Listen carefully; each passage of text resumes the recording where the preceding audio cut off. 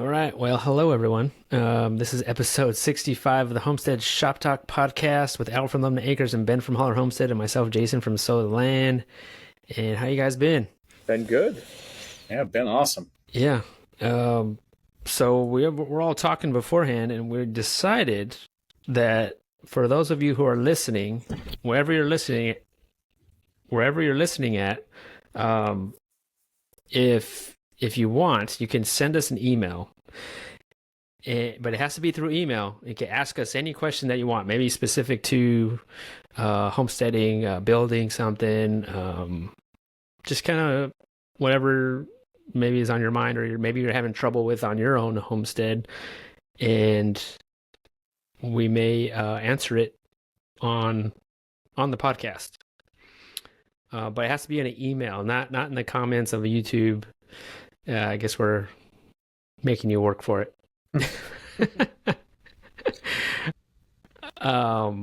So I think I have it. My email's on there, jason@sowtheland.com. You could send it there, and then we'll pick one and answer it.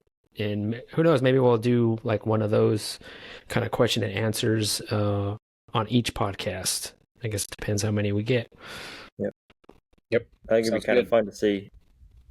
It'd be kind of fun to see everybody's different answer, if they're all the same, if they're different depending on like how we homestead, where we homestead, kind of thing. It'd be fun.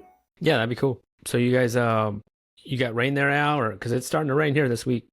Nope, Just started. It's been bone dry for like a week and a half, 2 weeks now, in the 80s. And that's good, right? Yeah. Nice Indian summer. I'm loving it. It's been dry, and like the top of the ground is like dusty and drying out. I drove a stake in the ground today, and I don't know, I probably went like 6 inches in the ground, and then there's just water coming out of the hole.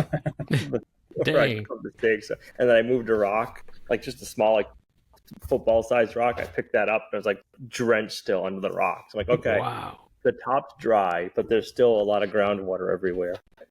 that's crazy. Yeah, I was surprised. Struck gold. Yeah. I struck oil. I wish.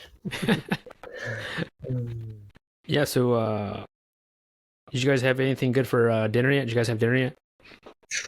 Man, I'm dying over here. We've eaten really, really good this past couple days since my parents have been out here. Okay. I'm actually so full right now. I'm having a hard time breathing. That's where I'm at right now. Thanksgiving all week. Pre-Thanksgiving, yeah. Right. So what you have tonight? I made pork burgers. You know, my parents watch, Ooh. so you know they're aware of what we eat, and anything we've asked them, it's like, hey, are you cool eating this? And they're like, is a bear poop in the woods? So me and Meg were talking about it, and we are just about out of a lot of different meats, but it's okay because next month, you know, we're starting to take animals to freezer camp again. So we made it a year. Well, we were sitting there, and Meg's like, so I don't know if I'm going to make biscuits and gravy, or we kind of talked about making pork burgers, and it was like, ooh, pork burgers. Those are always a hit. And I was like, make bacon gravy tomorrow for breakfast. I'll cook pork burgers for dinner with our last 2 packs of ground pork. So that was what we did today. We've eaten really good. So yeah, we're officially out of ground pork. You know, I've got some stuff I could throw in the grinder real quick. I think I have a couple pork shoulders I could defrost and grind them. So, you know, we would technically still have some ground pork, but it's kind of a weird feeling. It's like, whoa, we actually, like, we did it. You know, we're about 4 weeks away from having a pig in the freezer. Yeah. We just finished off our last of our bacon from our last a year ago, which is, I'm surprised it lasts that long, because the rain keeps pulling out this pork belly. Like, I'm like, how?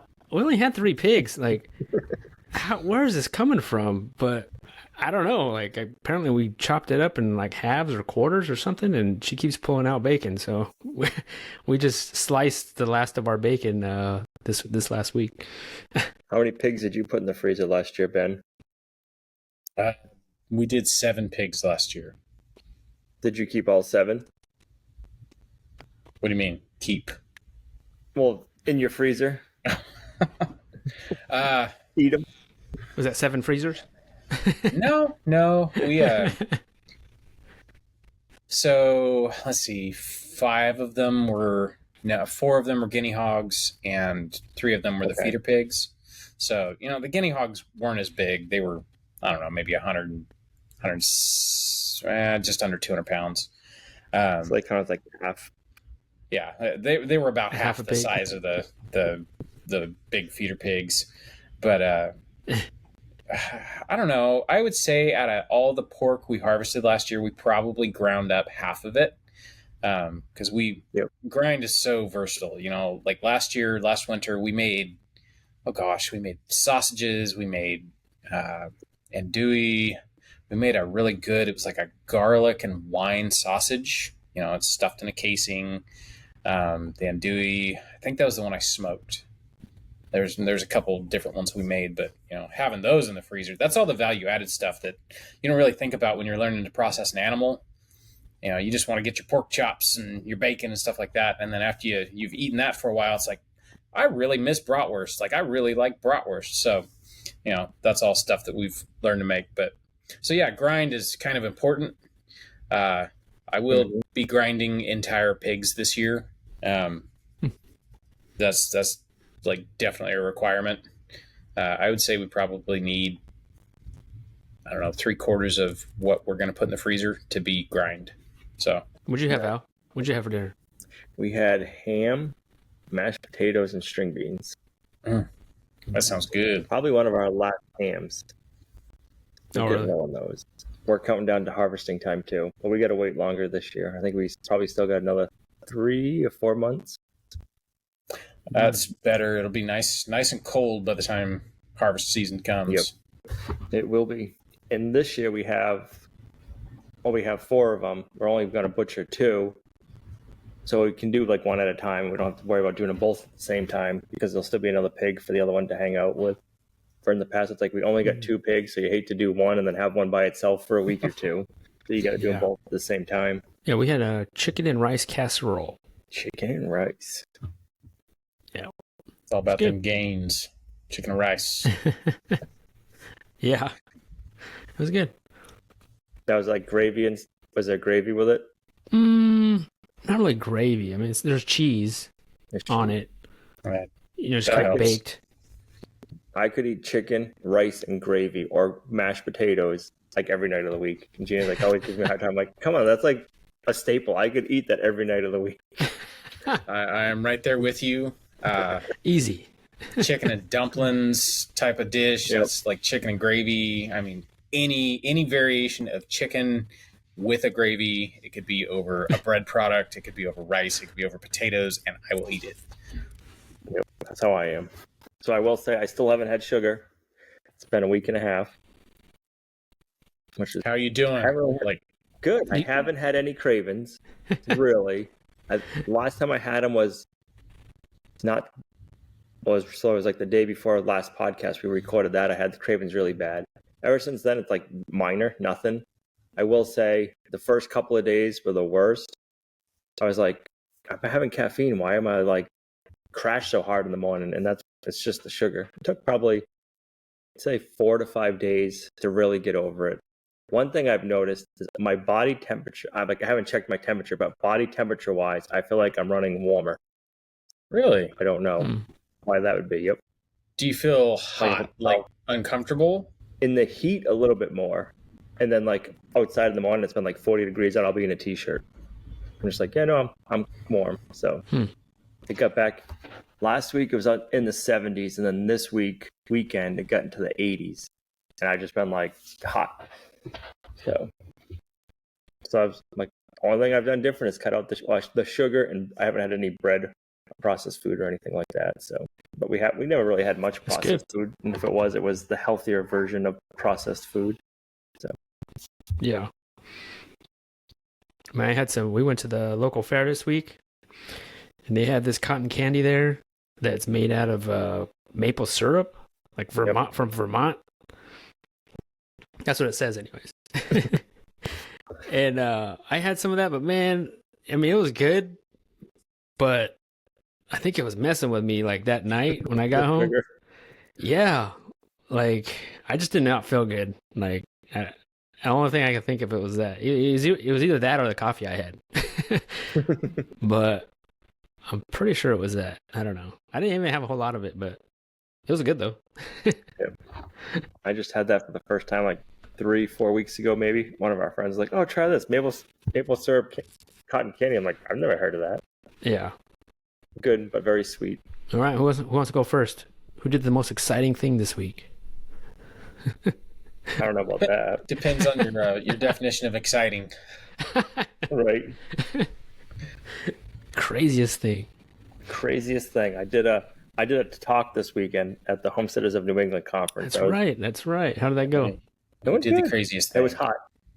Yeah, that was pretty crazy. Kind of crazy. It was like 80 degrees, and then it was in an open air barn.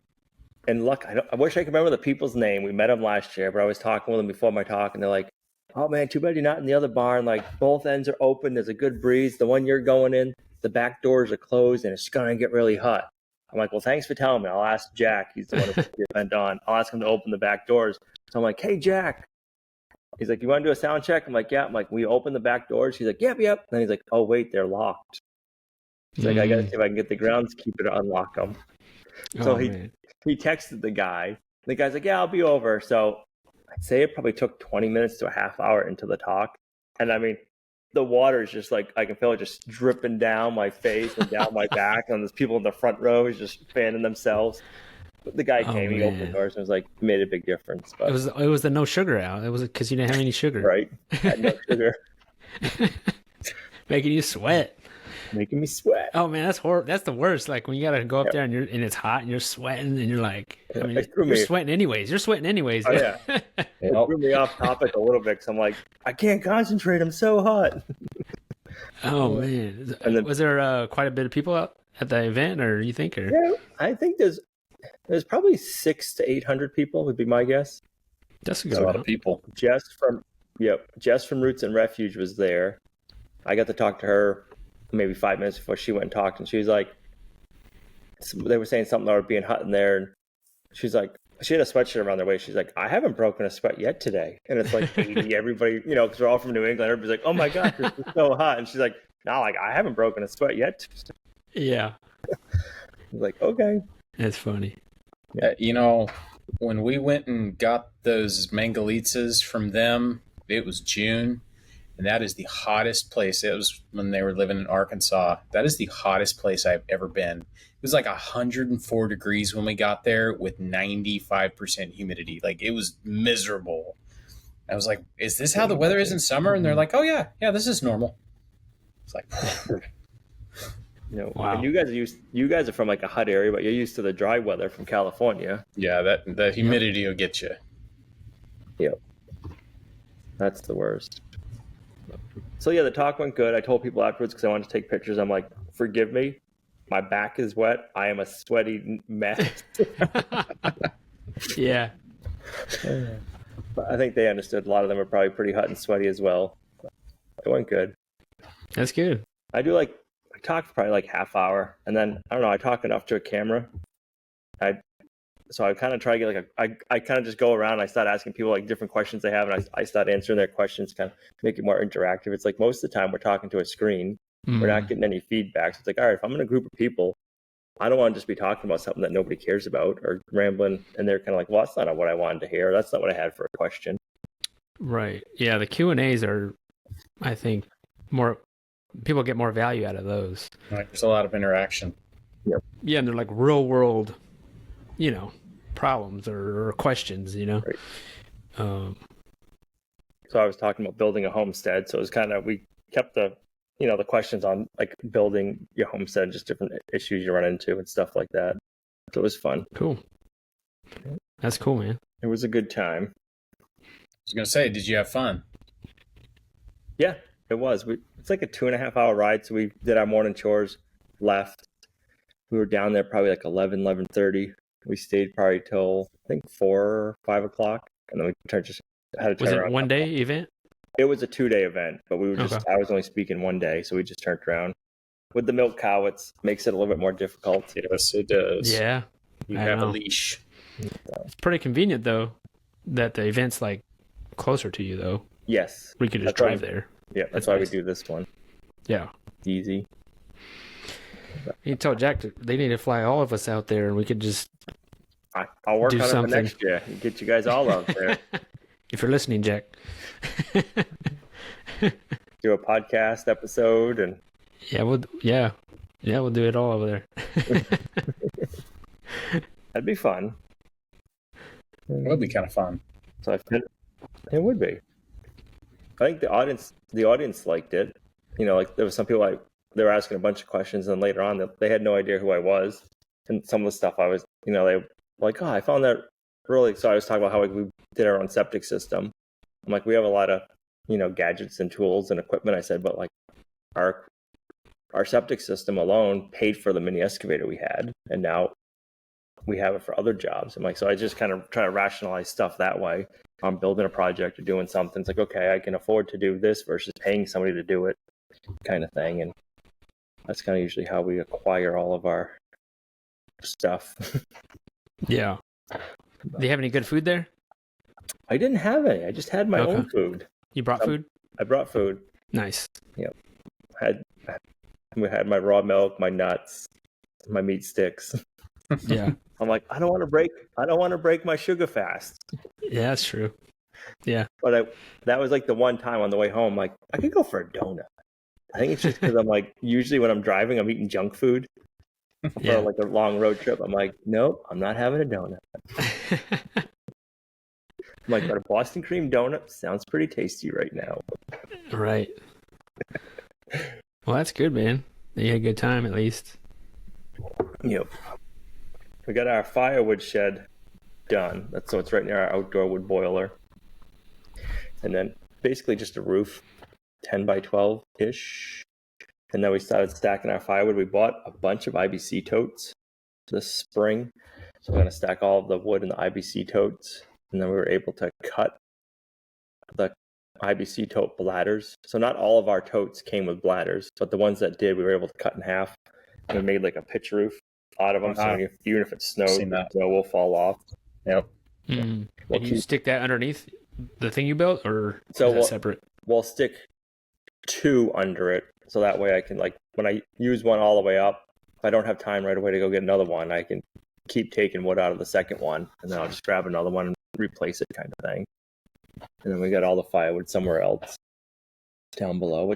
It was nice stacking in the IBC totes, because it's like, oh, you have a goal. Like, it's like, oh, I can get it once I'm in my 4x4 tote, I'm good, and I can move on to the next one. So if I felt, I don't know, you could see what you were accomplishing quicker. She was like, oh, I feel good. I'm not just stacking like 4 cords of firewood going, I'm not even halfway through yet, kind of thing.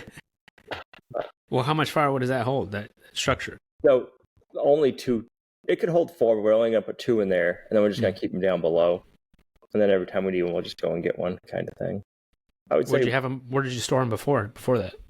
So our firewood, at this property, we've just always kept it dumped out on the ground. We've covered it with a big tarp. So in the winter, I'd have to go walking up the hill and break the ice off the tarp and uncover it. So this will be handy. Yeah. That'd be way better. I was thinking with the tote. What's that? That'll be way better. Keeping stuff dry, like, I don't know, like if someone lives in a place that doesn't rain or snow or anything, you take that for granted. Like in the middle of winter, when everything's wet, man, it is so hard to get a fire going with wet wood.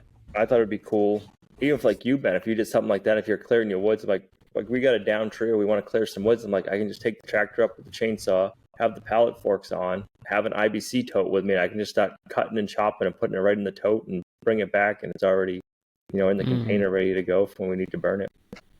That is actually a great idea. And you could fit a lot more in there than you could in your tractor bucket. Yeah, it holds about just over a third of firewood, a third of a cord per tote. So, you definitely put a good amount in there. Then it's been so dry here, we actually started to be able to finish some of the projects that we started that we got rained out on during this summer. So we've been kind of like checking off like these little nasty projects that we didn't get to finish. It's like, oh, that feels good. I don't know if people are going to like watching us go back and finish up projects, but like, it's got to get done. Yeah. I don't want to start a new one yet. I feel your awesome feeling on checking off the things on the list. That is such a good feeling. There have been a few things in the past couple of weeks that I've gotten done that have been on the list for ages, and it's just like, stuff that doesn't take that long, but you got a million other things you're doing. You finally go finish it, and it's like, I can't believe that took so long. Right. Like, yes, we started. What was it? So we filled in the old sinkhole that we started filling in, and we got like an inch rain out of nowhere while I was starting to fill it in, and then we got the big 8.5 inches of rain like a day or two later. So that project's been on hold. But when we did the firewood shed, behind where I had the firewood shed, it was kind of like the collect-all. Like we dug the water line years ago, and it didn't get picked up from that project, and then it just became like, oh, I got some leftover PVC pipe from this project, I got some extra roofing from this project, and everything just got thrown, and so I couldn't mow that area. So I'm finally like, okay, I got to clean this up now. And I did. I got it cleaned up. I put down some more fill, raked it out, got the grass seed planted, and I was surprised. It's only been about a week, and the grass seed and the winter rye is starting to grow. Like, this is what happens when we get sun and no rain. Like, we got like the heavy dews in the morning. So I think the heavy dews are enough to, like moisten the seeds to get them to germinate. I'm like, I like this. So that's been my week. Nothing super exciting, but I feel happy about what we accomplished, if that makes sense. It does. Sometimes it's the little things. No rain. No rain. I mean, I don't want a drought, but I want a drought. If that makes sense. For next summer. Yeah. We wanted to do a root cellar this year. We won't have time to start that before winter comes. And this summer I was like, I ain't digging a big hole to build a root cellar. Like, that hole is going to be open for a while to get that project done. Yeah. So next year. Yep. So we had our first customer come over, stop by and pick up his chicken order. Nice. Which we had our first customer picking up his chicken this week. So just, even if you make something or if you sell something like a physical product, it's so satisfying when somebody buys it. Yes, it is. Whether it's growing food or you're actually making something,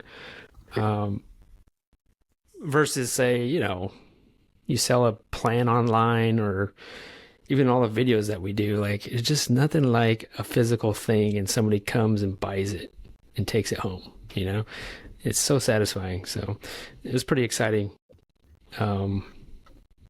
having them come pick it up. So we already lined up a couple other people that are coming this week, and and we're almost out of our turkeys. Wow. I think currently we have 3 left. So yeah, it happened pretty quick, I think. When's pickup dates for the turkeys? I think we're said like towards the end of October. Okay. But we're probably going to butcher the rest of them sooner than that, because we butchered 4 of them this weekend.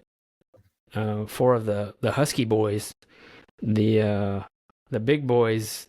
What they dress out we had we had 5 tom turkeys out of 18, and man, they were fighting. Like, one of the turkeys, we had to separate them. I mentioned that one before. They were like, I think they're gonna fight to the death. Turkeys are funny when they fight too. Yeah, they look chickens. goofy. Chickens, they could chickens, they kind of run away from each other, right? Like, they run away from the other one, right? Like, they try to get away. But turkeys, they don't get away. Like, they just stand there and take it. And I'm like, run away. Like, what are you doing? And they just like grab onto them and they just don't let go.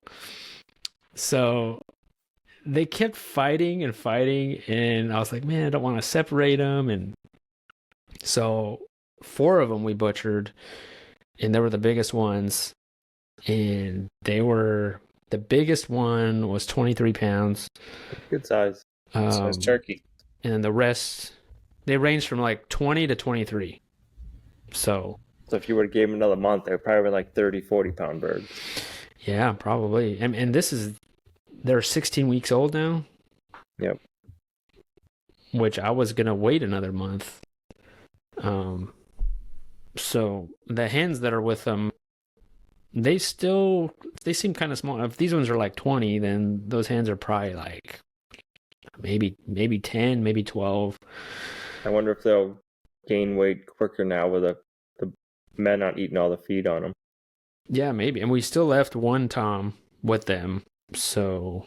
But that's a happy Tom. Yeah, that was the leader. He was the one fighting everybody.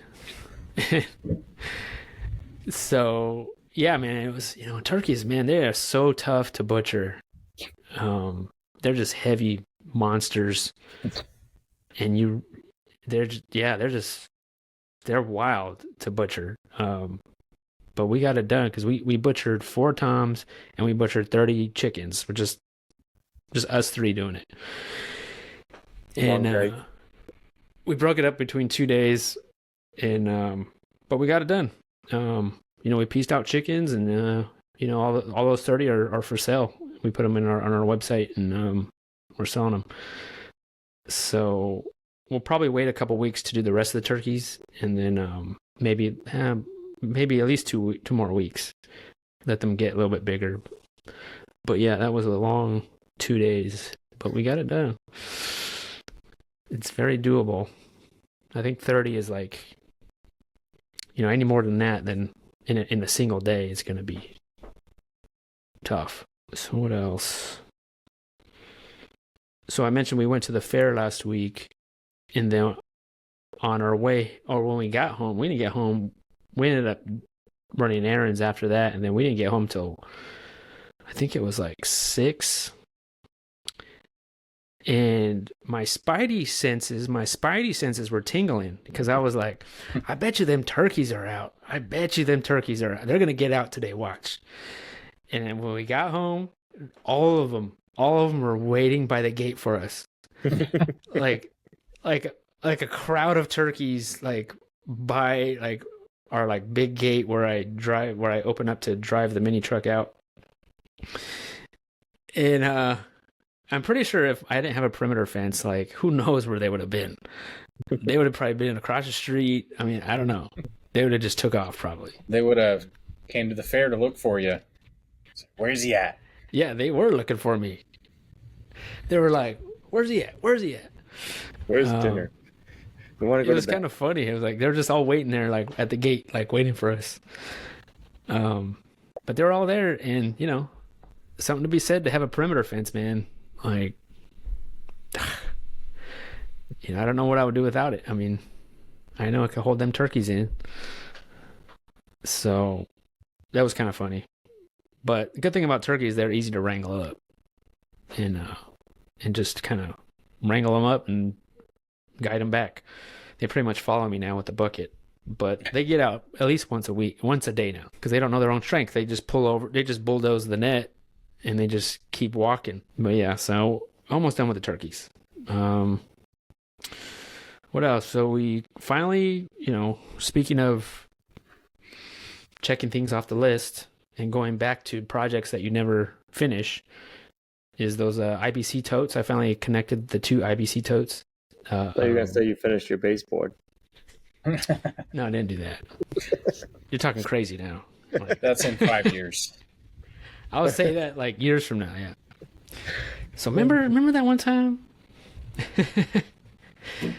So yeah, I connected to 2 IBC totes, and that came out good. I mean, so I just used PVC pipe and connected them, and then now they both drain. Whenever I use the water, they both drain at the same time, and then they both fill up at the same time. So that way, I'm not just using one tote and not the other. They all kind of going at once. So, which I don't know, it's something I always wanted to do with those 2. But yeah, and hopefully this week we'll get some rain. How's your big tank doing? Is that low again? It's very low. It's very low. I would say it's probably the lowest I've seen it all year. Wow. And there's still some in there, and I'm still using it, but yeah, it was getting there. It was getting pretty low. But I think after this week, I don't know if it'll fill up, but it'll get pretty close, I bet. But yeah, other than that, I started doing my end wall to my high tunnel today. Of course, the day I want to work outside, it's raining. So that's putting a damper on that project. And don't hate on the rain too much. We need it. No. I'm not hating on it. Yeah, I agree. But yeah, we'll see how that goes. And yeah. Now do you have winter crops growing in the greenhouse right now? Lorraine, she planted some stuff and the bugs got to it right away. Like worms got to it, we had a bunch of bok choy that she planted, and right away the worms got to it and destroyed it. So I think right now she has lettuces growing. There's some lettuce that's doing fine. And we still have a bunch of peppers. Yep. That's growing. But other than that, yeah, so I'm not sure if we're going to have that much of a crop coming here soon. So I don't know. I don't know about that. Yeah, other than that, yeah, we got workshop this weekend. Our last chicken butchering workshop this weekend. And then that might be it. How many chickens you have left? We have 30. Yeah, no, batch 30. Yep. So we're butchering all those 30 this week during the workshop, and then we're just gonna get it done. You have so much time on your hands not having to move the chicken factor. Are you ready to be done with chickens? Oh yeah. Well, I'm ready. How many did you do this year? I think it's 250. And you normally do like what, 150? Maybe 150, yeah. 150. So yeah, almost doubled it. Yeah, almost double. Year. Yep.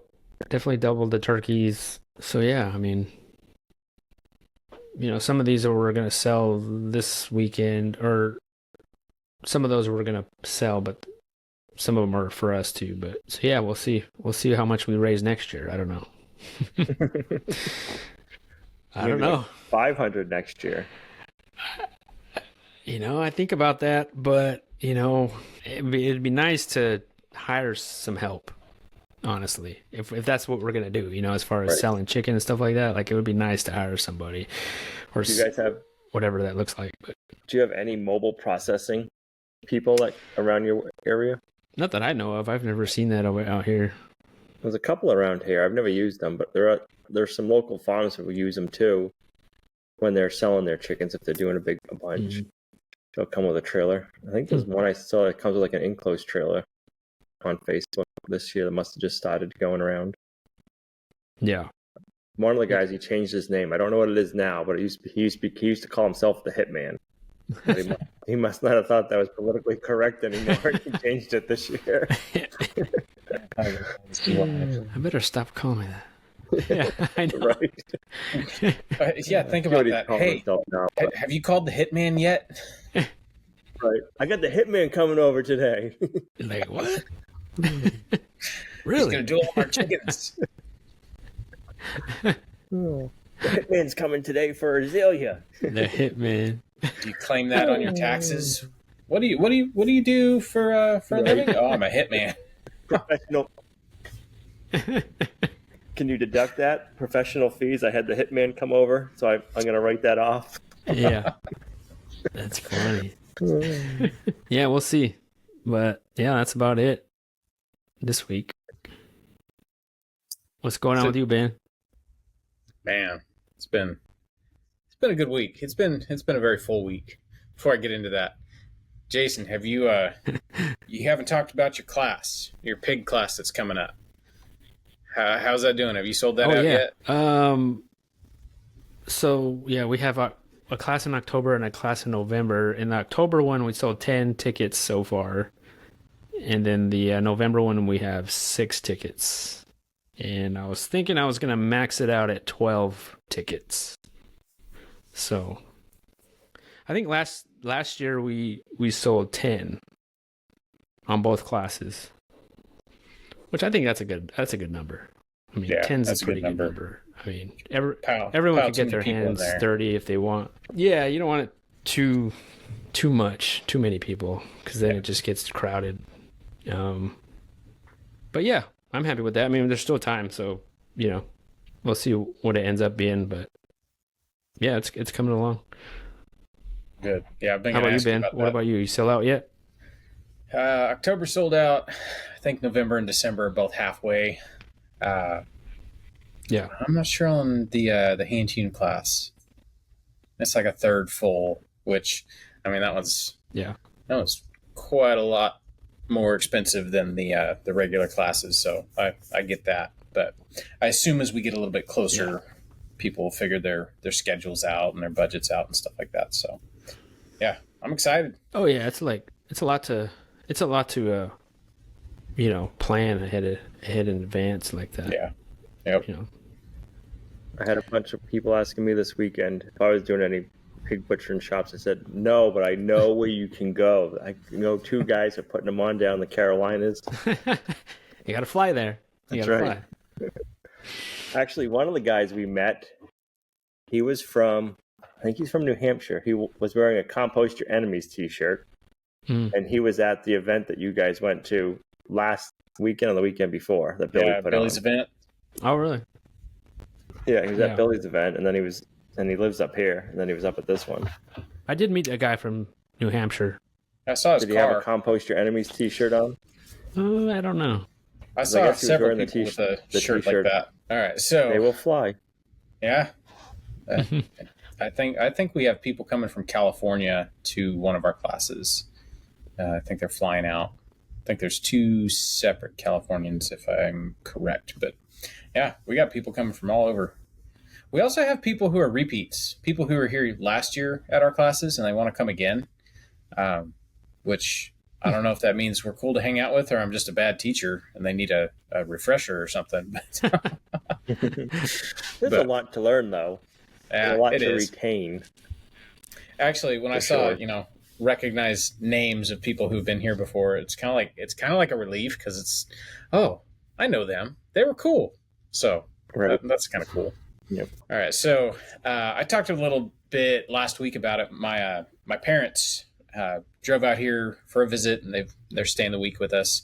They got here Thursday, and we've just been visiting. We're not doing a whole lot. We did the day after they got here. We did go to our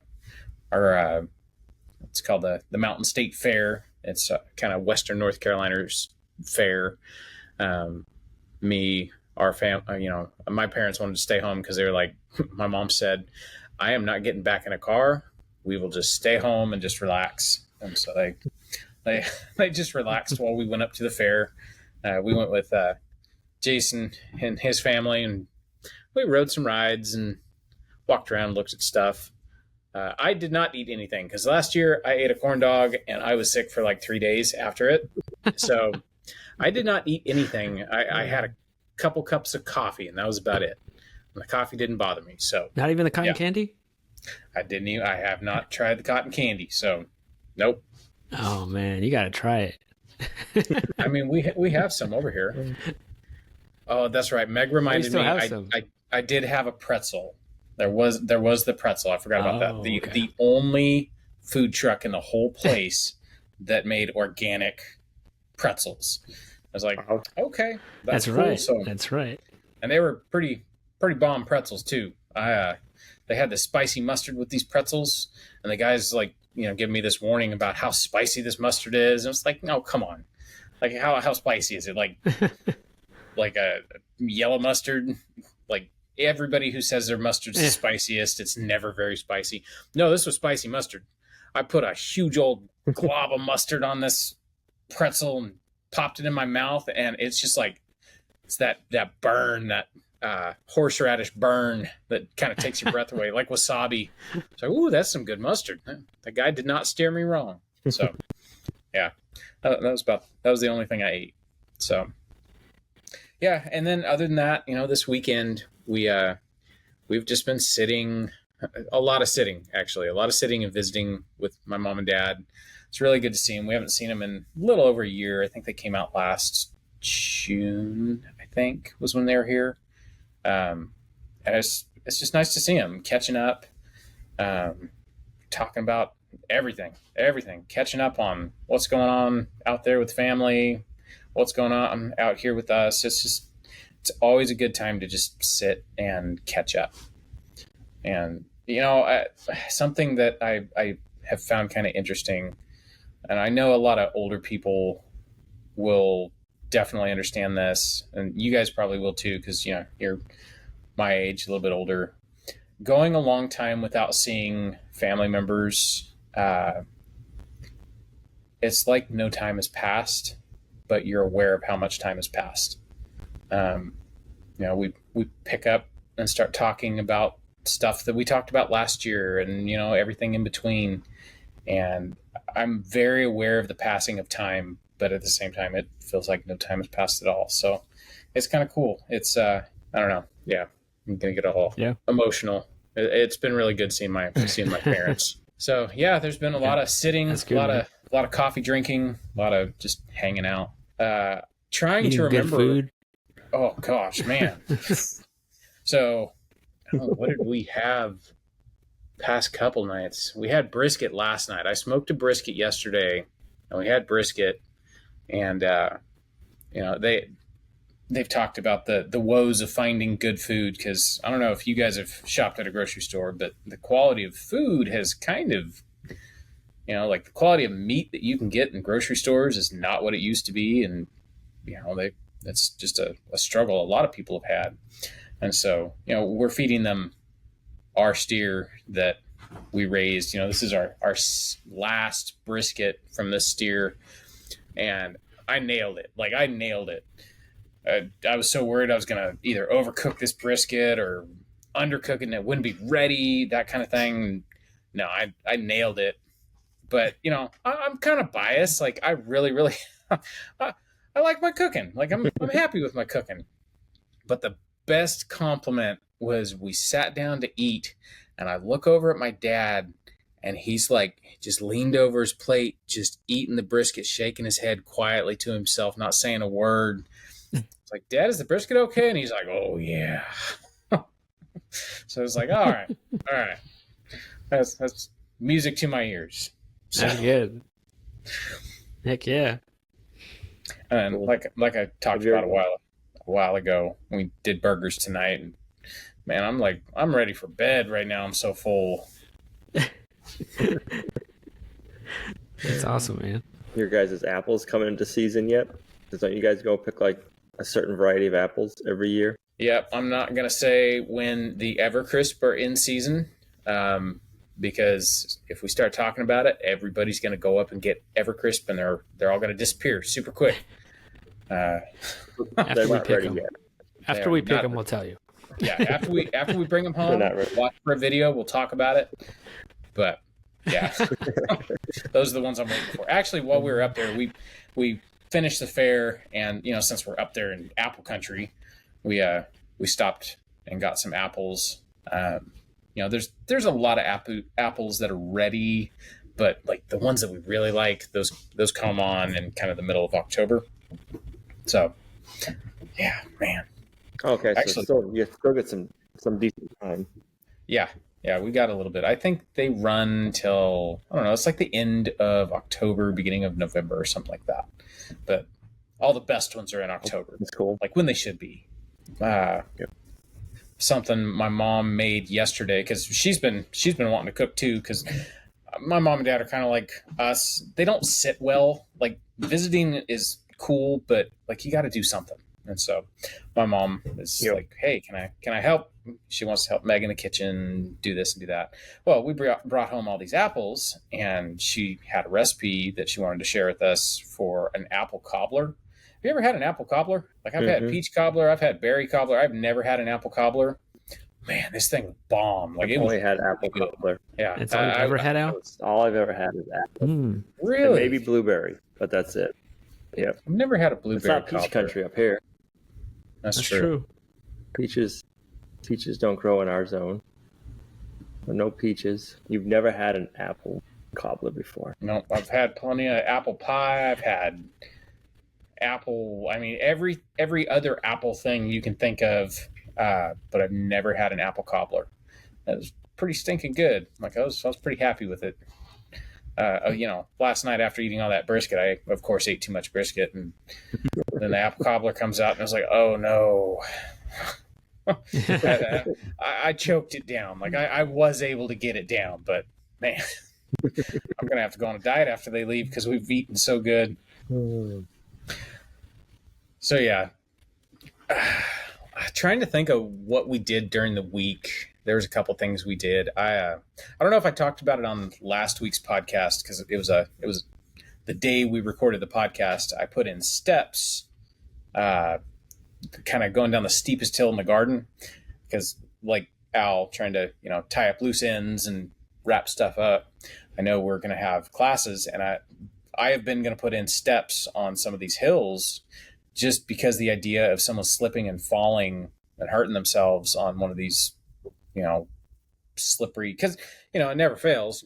No matter when we do pigs, it's going to be raining because that's just how the weather is. Yep. And so it was like, I got to get some steps in here. So I went and picked up some lumber and put in some steps, ordered some gravel. Just kind of killed two birds with one stone. That was the next day. I had them dump some gravel where I parked my parents' trailer, and I kind of leveled that out and made a pad for it that was a lot more level than our driveway used to be. So it was kind of killing two birds with one stone. Got some steps in the garden and leveled out a pad on the driveway.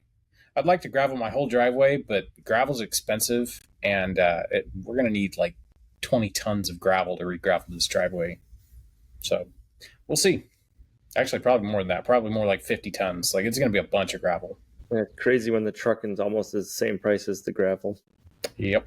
I suppose I could get a dump trailer, and I could go to a gravel yard and like haul it myself, that kind of situation.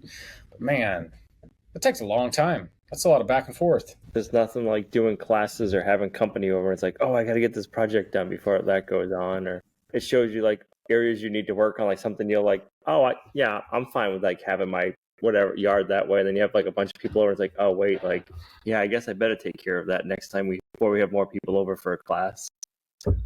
Man, we got a list. Like there's stuff that we've let slide for a while, and we're sick of it. Like I've got junk that I got to get rid of. There's gonna be a lot of dump trips coming up, just because me and Meg are tired of looking at this junk. We're having people over to our house. Like, this is where we live, and I really don't like feeling like I live in squalor.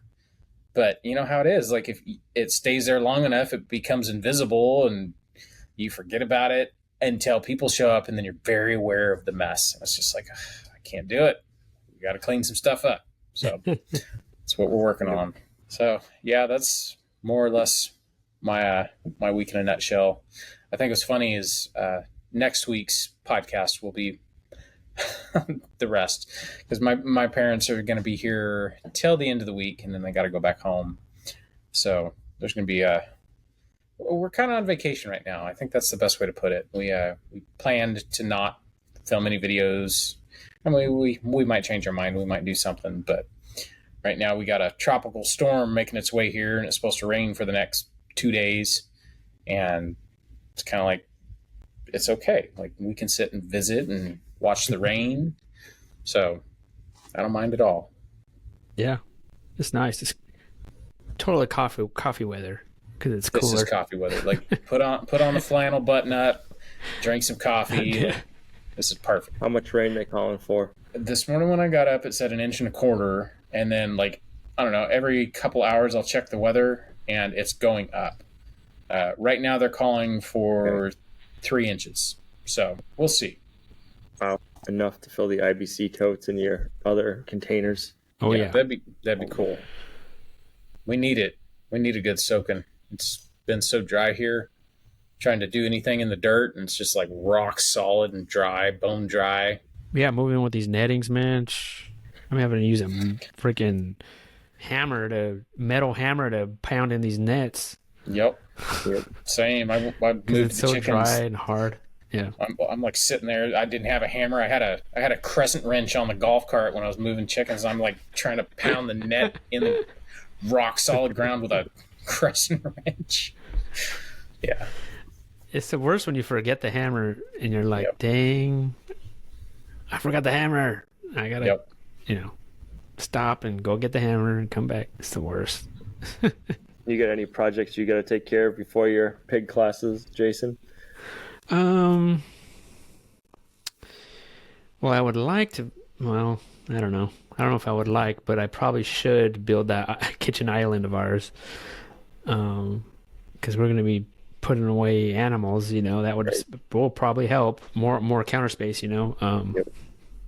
But other than that, just cleaning out the barn more, cleaning up my mess of wood scraps, and that's all really it. Really,